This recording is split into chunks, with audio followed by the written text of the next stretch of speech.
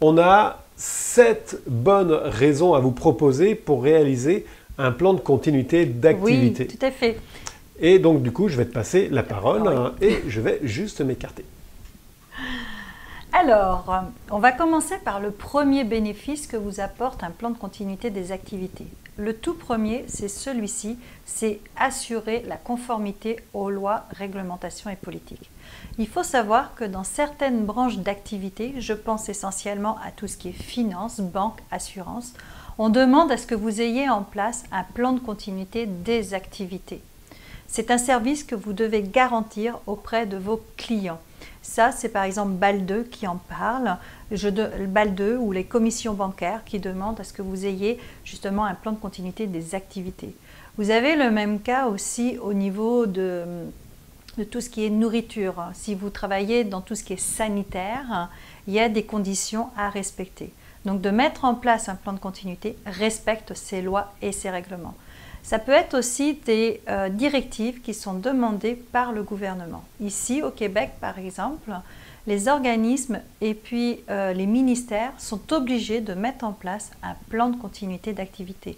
En Europe, c'est exactement pareil. En France, le gouvernement a demandé à ce que les ministères et organismes aient en place un plan de continuité d'activité. Si vous faites partie de ces secteurs d'activité, il faut mettre en place un plan de continuité.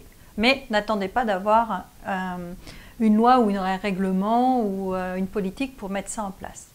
Il y a d'autres arguments qui vont vous apporter aussi des gains par rapport à tout ce qui est plan de continuité d'activité. Le deuxième avantage, c'est celui de connaître ses risques et ses impacts associés. Reprenons le cas par exemple de nos 3 personnages de tout à l'heure, nos 3 chefs d'entreprise qui n'avaient pas été sensibilisés à la continuité d'activité. Ils n'avaient pas connaissance des risques qu'ils encouraient et que ces risques pouvaient les amener à arrêter leur activité. Maman, c'était l'inondation. Joada, c'était la cyberattaque. Et puis nous avons Mamadou, lui, il avait mis toutes ces informations dans l'info nuagique. Donc ça, c'est des scénarios de sinistres qu'il faut retenir. Quand on met en place un plan de continuité, on va retenir 4 scénarios de sinistres. J'en parlerai de 5 pour le milieu industriel. Vous avez l'indisponibilité bâtiment. Je n'ai plus accès à mon bâtiment, donc qu'est-ce que je fais? C'est le cas de Maman. Vous avez l'indisponibilité informatique. Donc là, c'est celui par exemple de Joada. Mamadou aussi, Mamadou, oui, tout à fait, qui est concerné aussi par la disponibilité informatique, mais lui, il cumule 2 sinistres. Indisponibilité fournisseur et indisponibilité informatique. Et vous en avez un 4e qui est celui de l'indisponibilité des ressources clés. Si jamais dans votre entreprise, vous avez un génie, celui qui connaît tout, et que cette personne-là est indisponible parce qu'elle est malade ou parce qu'elle est partie en voyage, et qu'il vous arrive un sinistre, ben, ça sera plus difficile de reconstruire l'activité parce que tout est dans sa tête. Et ça, c'est des scénarios de sinistres qu'il faut vraiment prendre en compte. Il faut savoir qu'on met un plan de continuité pour gérer les conséquences, pour minimiser les conséquences, les impacts que génère un risque. On ne met pas un plan de continuité par risque, mais un plan de continuité pour gérer les impacts. Je vais prendre un exemple par exemple. Prenons le cas d'une ville qui est près d'un océan. Et puis, on va prendre l'océan Pacifique. Dans l'océan Pacifique, il y a souvent des tsunamis. Imaginez qu'il y ait un tsunami qui arrive. Et bon, bah là, vous allez mettre en place tout ce qu'il faut pour gérer l'inaccessibilité aux bâtiments.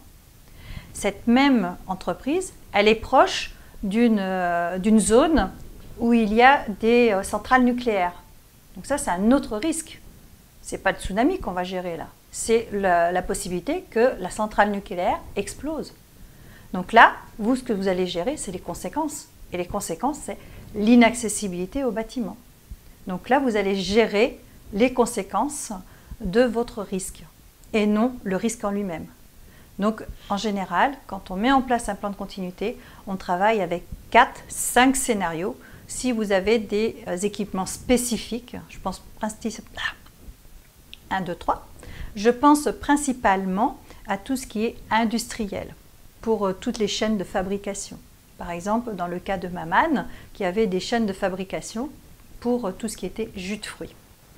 Donc ça, c'est le deuxième avantage, c'est de connaître ses risques et surtout de pouvoir limiter les impacts. Le troisième avantage, qui est celui de renforcer sa chaîne d'approvisionnement. Lorsque je parle de chaîne d'approvisionnement, il s'agit du fournisseur jusqu'au client. Donc dès que je reçois la matière première, je la transforme chez moi et ensuite je la livre pour le client. Ça, c'est tout ce qu'on appelle la chaîne d'approvisionnement. Et là, ce que vous allez regarder au niveau de la chaîne d'approvisionnement, vous allez regarder au niveau des flux entrants, au niveau de vos fournisseurs. Est-ce que je travaille avec un seul fournisseur ou est-ce que je travaille avec plusieurs fournisseurs? Si je travaille avec un seul fournisseur, c'est mon fournisseur principal, et que celui-ci est par exemple à l'étranger, je prends le cas de Maman avec ses bouteilles. Maman, s'il se fait ravitailler par des fabricants en Italie, et qu'avec la pandémie, il y a eu la fermeture des frontières, il ne pouvait plus avoir ses bouteilles qui venaient d'Italie. Et c'est son fournisseur principal. Donc là, dans ce cas-là, il est plutôt embêté. Donc il va falloir que vous réfléchissiez à savoir où est-ce que je peux racheter des bouteilles qui ressemblent un petit peu à celles que j'achète en Italie. Donc ça, c'est un cas qu'on peut observer. Ensuite, concernant votre chaîne de fabrication, donc là, vous avez par exemple, je reprends encore le cas de Maman, avec ces bouteilles, l'embouteillage ou bien l'empaquetage aussi, ça c'est tout informatisé. Et si ça tombe en panne, il faut le faire à la main. Et peut-être que c'est plus compliqué et plus laborieux. Donc ça, il faut le réfléchir aussi. Si votre chaîne de fabrication, elle tombe, comment je vais continuer à travailler? Et enfin, vous avez le client. Vous allez regarder aussi au niveau client. Quel est celui qui va vous rapporter le plus de cash? Celui qui va vous ramener plus d'argent? Et ça, c'est important aussi, de regarder sa chaîne d'approvisionnement. Et le plan de continuité vous permet de cibler quels sont les clients qu'il faut privilégier si jamais il y a un sinistre. Vous allez commencer à livrer celui qui va vous rapporter le plus d'argent et puis ensuite vous livrerez les autres. Mais peut-être pas dans les premières semaines. Simplement, il faudra informer les autres clients que vous allez les livrer plus tard. Donc ça, c'est aussi un autre avantage concernant votre plan de continuité des activités. Alors, Karine vous a présenté 3 premières, je vais vous présenter 3 suivantes. En fait, la prochaine, c'est protéger le patrimoine de votre entreprise. Alors, comment est-ce qu'on fait ça, de protéger le patrimoine de son entreprise? Et d'abord, qu'est-ce que c'est que du patrimoine d'entreprise? Alors, le patrimoine d'entreprise, il va y avoir du patrimoine immatériel, il va y avoir du patrimoine matériel. Le immatériel, ça va être tout simplement le savoir-faire, la connaissance des employés, et puis votre réputation aussi. Ça aussi, ça fait partie du patrimoine de votre entreprise qui est immatériel. Donc ce patrimoine-là, il faut aussi bien évidemment le sécuriser. La connaissance de vos employés, comme le disait tout à l'heure Karine, si vous avez un expert, un cadre de votre entreprise, il ne faut pas que l'information tienne que sur une seule personne. Il va falloir faire en sorte que cette personne partage ses connaissances à d'autres, parce que si elle est indisponible, le cas d'e-Covid, c'est votre entreprise qui est mise en péril. Et puis bien évidemment, l'image, c'est quelque chose de très très important, c'est très très long à construire, mais c'est tellement rapide en fait à perdre, la réputation. Donc d'autres points, c'est simplement en fait vos locaux et vos équipements. Imaginez-vous, vous avez un seul panier et vous mettez tous vos œufs dedans. Donc vos œufs représentant vos activités, votre patrimoine. Et ce panier-là tombe et vos œufs se cassent. Dans ce cadre-là, en fait, vous perdez la totalité de votre patrimoine, de vos activités, de vos avoirs. L'idée là-dedans, en fait, dans le cadre du plan de continuité d'activité, c'est d'essayer de répartir en fait son patrimoine. Je prends l'exemple, si vous avez une entreprise avec 2 locaux, soit 2 locaux de production, soit 2 locaux de bureau, et dans ce cadre-là, vous avez la possibilité de répartir en fait votre actif sur ces 2 bâtiments-là. Ça amène quoi? Ça amène que si vous n'avez qu'un seul bâtiment, il est important de savoir comment est-ce que vous allez faire pour redémarrer votre activité dans un autre bâtiment. C'est tout à fait en fait l'approche du plan de continuité d'activité en fonction des scénarios, de trouver des procédures, des moyens pour justement répartir vos actifs, répartir votre patrimoine sur des lieux géographiques différents. Qu'est-ce que ça amène ça? Ça amène tout simplement déjà pour commencer le maintien en fait de vos emplois. Vos personnels, eh ben, s'ils savent que vous avez un plan de continuité d'activité, eh ben, vont être plus rassurés parce qu'elles savent que si vous êtes sinistré, eh ben, elles vont quand même conserver leur emploi. Et ça, c'est très très important pour un employé. Ensuite de ça, ça va amener, du fait que vous conserviez vos employés, ça va amener en fait un climat de sécurité qui est tout simplement favorisé, aussi bien vis-à-vis de vos employés, mais aussi bien au niveau de vos fournisseurs, de vos partenaires, de vos clients. Un autre point qui est très très important, c'est le flux de trésorerie en fait. Ce flux de trésorerie, le fait que vous ayez des employés qui continuent à travailler, eh ben, ils sont là pour continuer à vendre les services et les produits de votre business. Et ça vous amène en fait un flux de trésorerie. Mais ça va encore plus loin, ça veut dire que vous allez tout simplement pérenniser en fait votre entreprise. Votre entreprise va rester en fait active et donc elle va durer tout au long en fait de la crise et bien au-delà. Ce qui n'est pas le cas d'entreprises qui n'ont pas de plan de continuité d'activité. Si je reprends l'exemple de Mamadou, ben lui, son activité, elle s'est arrêtée parce qu'il n'avait aucun plan de reprise ou aucun plan de continuité d'activité. Donc ça s'arrête là. Donc si vous avez un plan de continuité d'activité, ça va vous permettre de conserver votre entreprise même si vous avez vécu ou si vous vivez en fait un sinistre. Et ça, c'est excessivement important. Autre point, c'est d'accélérer la reprise de vos activités. Le plan de continuité d'activité va vous permettre d'accélérer la reprise de votre activité. Je reprends le cas de Mamadou. Si Mamadou avait eu un plan de continuité d'activité, et puis un plan de reprise informatique, il aurait redémarré en fait son activité chez un autre hébergeur. Ça aurait peut-être arrêté son business pendant une journée, peut-être 2 jours, mais il n'aurait pas perdu son carnet de commandes, ses clients, ses fournisseurs et tous ses partenaires.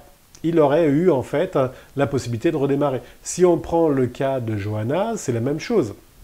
Si elle avait un plan de continuité d'activité avec une gestion de crise, elle saurait par quoi commencer, quoi faire, et puis elle aurait la capacité de pouvoir restaurer parce qu'elle aurait vu en amont qu'en cas de cyberattaque, ses sauvegardes auraient pu être compromises. Et donc on lui aurait accompagné pour justement faire en sorte que ces sauvegardes ne soient pas compromises. Là encore, pour par exemple Mamad, eh ben, dans le cas de son entreprise de jus de fruits, s'il avait eu un plan de continuité d'activité, il aurait su comment répartir son stock, pas laisser forcément le stock dans une zone inondable. Il aurait déjà vu qu'il était dans une zone inondable et donc il aurait pris en fait les mesures adéquates pour en cas d'inondation pouvoir maintenir son activité à minima. Donc organisation de gestion de crise. C'est quelque chose de très très important et c'est ce qui va vous permettre d'accélérer votre reprise d'activité.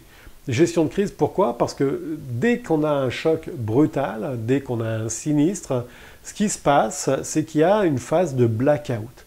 Ce blackout, c'est le choc déjà de l'événement, l'appréhension, la perception de tout ce qui se passe, mais c'est aussi en fait sur qu'est-ce que je fais? Comment est-ce que je démarre? Qu'est-ce que je reprends en priorité? Et l'organisation de gestion de crise, justement, va être là pour vous dire qu'est-ce que vous faites, quand, comment et quand. Comment est-ce que vous le faites? Tout ça, c'est déjà prédéterminé en fonction du type de sinistre.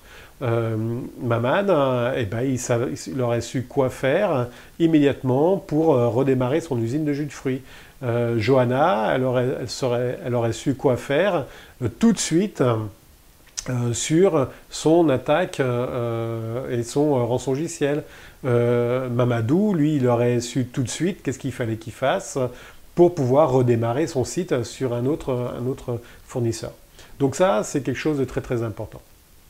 Et activité essentielle, le plan de continuité d'activité va vous permettre de savoir quelles sont vos activités qui sont essentielles versus celles qui ne le sont pas. Dans une entreprise, toutes les activités ne sont pas égales. Vous avez des activités qui vous ramènent de l'argent, qui vous ramènent de la trésorerie, qui payent les factures, etc.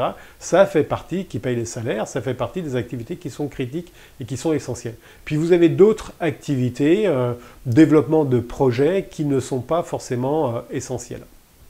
Donc là, le plan de continuité d'activité va vous permettre de savoir quelles sont les activités essentielles versus celles qui ne le sont pas. Et puis, forcément, les activités essentielles qui sont priorisées au redémarrage va vous ramener un flux de trésorerie.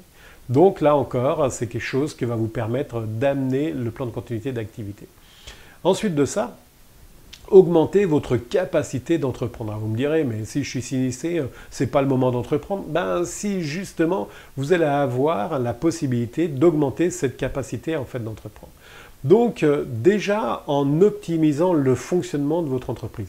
La mise en place d'un plan de continuité d'activité va vous permettre de regarder quels sont vos processus, au même titre que vos activités essentielles, et puis comment fonctionnent vos processus, mais surtout comment est-ce qu'il est possible de les optimiser. Et ça va vous permettre de faire gagner de l'argent immédiatement et vous n'avez pas besoin d'être en sinistre. Vous allez pouvoir en gagner immédiatement parce que vous allez optimiser ces activités, ces processus et vous allez les rendre beaucoup plus fluides. Et en cas de sinistre, un processus qui est beaucoup plus fluide, qui est allégé, beaucoup plus direct, va vous permettre de gagner énormément de temps. Donc ça, optimiser le fonctionnement de son entreprise, c'est un gain tout de suite. Création de nouveaux produits. Ah là aussi, vous allez me dire, mais on est sinistré. Comment est-ce qu'on va créer des nouveaux produits? Il faut déjà qu'on se débrouille avec les produits qu'on est en train de perdre. Eh bien, prenez l'exemple de la pandémie. Prenez l'exemple du Covid-19. Ce qui s'est passé, c'est que beaucoup d'entreprises ont dû arrêter leur activité. Je pense par exemple à des usines qui fabriquent des t-shirts. Eh bien, ils ont arrêté leur activité parce que tout simplement les chaînes de livraison ne pouvaient pas être livrées et quoi qu'il en soit, les magasins étaient fermés et puis de toute façon, il n'y avait pas d'acheteurs. Donc, ce n'était pas le bon moment pour vendre des t-shirts. Par contre, c'était le bon moment pour vendre des masques de protection pour le Covid. Eh bien, ces entreprises-là ont changé leur modèle de fabrication pour faire des fabrications de masques. Et ça, forcément, ça leur a permis de vendre des masques parce que là, les masques, c'était une denrée prioritaire, il n'y avait pas de problème pour les vendre et les acheminer. Un autre exemple un exemple d'une distillerie. Une distillerie, c'est là pour faire de l'alcool, du whisky, du rhum, de la vodka, enfin tout ce qui est boisson alcoolisée. Mais la matière première, en fait, pour faire de la boisson alcoolisée, c'est de l'alcool. Et dans le cadre de la pandémie, il y a besoin d'avoir de l'alcool, des gels hydroalcooliques. Eh bien, l'entreprise a tout simplement changé son modèle de fabrication pour faire des produits de gel hydroalcoolique. Et là encore, ils ont pu vendre ces gels hydroalcooliques parce que c'était autorisé, que c'était nécessaire, et ça leur a permis de maintenir leur capacité en fait vis-à-vis de leur argent. Autre point, c'est simplement apporter de nouvelles façons de vendre. Alors encore, vous allez me dire, mais les nouvelles façons de vendre, c'est pas forcément évident en pleine crise. On reprend l'exemple de la pandémie, du Covid-19. Là encore, les gens ne pouvaient pas aller dans les magasins. Donc ce qui a été mis en place, c'est ce qu'on appelle le Click and Connect, où on achetait en ligne et on allait collecter tout simplement dans le magasin. Donc, vous le voyez, même en crise, il y a de très très belles opportunités et ça permet d'augmenter en fait sa capacité d'entreprendre. Et le plan de continuité d'activité va vous permettre d'avoir en fait cet état d'esprit où vous allez tout simplement amener de nouvelles choses. Et puis on va voir le 7e point. Oui, le 7e point qui, je pense, va vous intéresser énormément puisqu'il vous permet de vous distinguer de votre concurrence. Lorsque vous mettez en place un plan de continuité des activités, vous augmentez votre capacité concurrentielle. Vous allez me dire, mais comment ça se fait ça? Tout simplement parce que lorsque vous mettez en place un plan de continuité, vous maintenez les activités essentielles. Alexandre en a parlé. Et si vous maintenez vos activités essentielles, ça va sécuriser votre niveau d'exploitation qui va pouvoir répondre à la demande de vos clients. Et donc là, les clients vont être satisfaits. Si vous êtes toujours disponible, forcément, vous renforcez votre confiance auprès de vos clients, mais également, ça renforce la confiance auprès des employés, parce qu'eux, on maintient des emplois, donc ils sont sécurisés. Mais ça renforce la confiance aussi auprès des investisseurs, les personnes qui mettent de l'argent dans votre entreprise. S'ils savent que vous avez investi dans un plan de continuité des activités, vous avez réfléchi aux activités qu'il fallait maintenir, celles qui vont vous ramener les petits pépettes là, et puis une fois que c'est fait, c'est sûr que l'investisseur il va être content. C'est les banques, c'est les assurances, c'est les gens qui investissent dans votre entreprise. Et c'est également un argument commercial. Le fait de dire là, à ses clients qu'on a un plan de continuité alors que la concurrence n'en a pas, que va faire le client? Il va se tourner vers vous parce que vous allez pouvoir livrer toujours des produits. Alors que le concurrent, lui, il va peiner, il va pédaler dans la semoule là, pour pouvoir mettre en place à nouveau ses activités. Donc ça, c'est un argument commercial. Il faut le mettre en avant. Dans vos offres de services, mettez-le en avant, comme quoi vous avez un plan de continuité, que vous êtes organisé en cas de crise. Et c'est un avantage concurrentiel. On l'a déjà vu ça, on l'a dit. Si vous avez un appel d'offres, par exemple, le gouvernement fait souvent ça, des appels d'offres. Et puis, il cherche un fournisseur. Et puis, le fournisseur, dans les critères, vous devez avoir un plan de continuité. Ah, ça tombe bien, j'en ai un, moi. Donc, je peux répondre à l'appel d'offres. Vous rentriez dans tous les critères. Par contre, si vous n'aviez pas de plan de continuité, vous aviez tous les autres critères sauf le plan de continuité. Donc là, vous ne pouvez pas postuler sur l'appel d'offres. Et donc là, vous êtes ennuyé. Vous perdez des parts de marché. Alors, j'arrive. Vous avez dû voir, il y a plein de liens ici là, qui vous amènent vers un superbe point d'interrogation. Et superbe point d'interrogation, c'est un gain en fait. Ouais. Et ce gain, c'est avoir de nouvelles parts de marché. Là encore, vous allez me dire, on est sinistré, c'est pas le moment d'avoir des nouvelles parts de marché. Si, c'est l'opportunité, ça rejoint le point que je vous avais dit tout à l'heure, qui est juste derrière toi, voilà, qui est juste derrière toi, qui est tout simplement de pouvoir rebondir de façon agile par rapport aux événements qui se passent. Là, vous êtes dans une situation où dans votre domaine d'activité, vous avez des concurrents, et si vos concurrents n'ont pas de plan de continuité d'activité et puis vivent le même type de sinistre que vous, vous avez en fait un point d'avance sur eux. Tout à fait. Et ce point d'avance va permettre simplement de pouvoir récupérer leur part de marché. Parce que eux, pendant qu'ils sont à l'arrêt, leurs clients, ils ne vont pas attendre. Karine a été très très généreuse tout à l'heure de dire 1 semaine à 2 semaines. Moi, j'attends pas plus d'une journée ou 2 journées. Donc, du coup, je vais chercher un autre fournisseur. Et donc, si votre concurrent est indisponible, les clients vont venir vers les entreprises qui sont disponibles. Et ça tombe bien, vous êtes disponible. Oui. Et ça, c'est souvent un argument qu'on oublie parce qu'il n'est pas visible tout de suite, cet argument de gagner des parts de marché. Non. Les gens n'y pensent pas. Ils voient tout de suite, à court terme, qu'est-ce que ça me rapporte? Mais allez voir ce que ça vous rapporte à long terme. Et là, vous allez pouvoir voir les gains, tous les gains que peuvent vous apporter la mise en place d'un plan de continuité des activités. Et si je reprends Maman, par exemple, qui a fermé son entreprise de jus de fruits, là, toutes les autres entreprises n'étaient pas fermées. Et donc, les clients se sont retournés vers les fournisseurs qui étaient encore disponibles. Et des jus de fruits, il y en a quand même pas mal. Donc, je veux dire, il faut être vraiment attentif à ça. Et c'est vraiment, en fait, une clé qui est importante. Il y a, par rapport, en fait, aux 7 points qu'on vous a donnés ici, plus d'ailleurs le 8e qu'on peut nommer ici, c'est un argument que vous pouvez amener à votre gestion. Tu as une citation que tu aimes bien. L'argent, ça rend intelligent. Et oui, si vous disiez à votre direction, à votre direction que si vous êtes inactif pendant une journée, ça va me coûter tant de dollars ou tant de francs CFA. Vous allez voir la réaction des gens. Ils vont dire « Oh, ça me coûte tant si jamais tout ça, ça ne travaille pas ?» Vous allez voir les gens là, ils vont tout de suite dire « Ah, on va peut-être réfléchir à la mise en place d'un plan de continuité des activités. » Et ça, c'est un argument que nous, on utilise beaucoup parce qu'on a eu des mandats justement où on peinait pour dire il faut mettre en place un plan de continuité. Mais à partir du moment où on leur a dit attention, là, tous vos salariés là, ils ne travaillent pas, ça coûte tant dans une journée, là, il y a des petites lumières qui se sont allumées dans leur tête et puis qui ont dit il serait peut-être temps de faire quelque chose. Lors d'un des mandats, on a eu chez un client plusieurs incidents. des incidents majeurs. On n'était pas dans des crises, mais on était dans des incidents majeurs. Avec des arrêts, en fait, de l'informatique pendant une journée.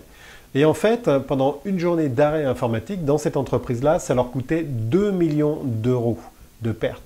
Mais de pertes, en fait, en salaire, d'accord? Le manque à gagner était beaucoup plus important que les 2 millions. Donc, sur une journée, en fait, de pertes, eh ben, c'était 2 millions. Dans une autre entreprise, on a fait le calcul, on était à 10 millions de dollars. 10 millions de dollars pour une journée d'arrêt.